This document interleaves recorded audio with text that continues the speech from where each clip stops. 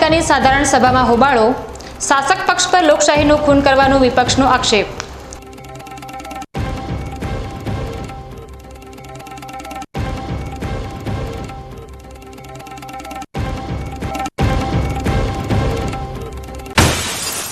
કલયુગનો કલંકિત પિતા, પાલનપુરમાં પુત્રી પર દુષ્કર્મ કરનાર પાલકને આજીવન કારાવાસ।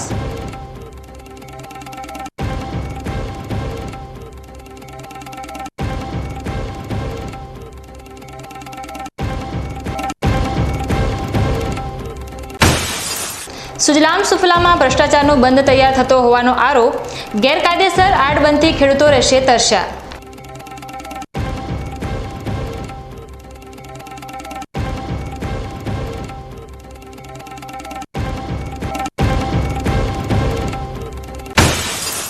અને અસહ્ય ગરમી વચ્ચે હવામાન વિભાગે આપી વરસાદની આગાહી।